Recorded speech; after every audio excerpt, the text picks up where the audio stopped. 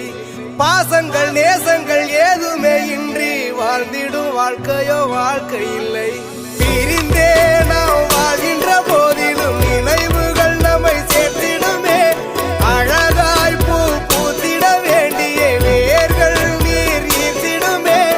இன்னொரு ஜென்மம் அது கிடைத்தாலும் கூட இதுபோல் ஒரு சொந்தம் கிடைத்திட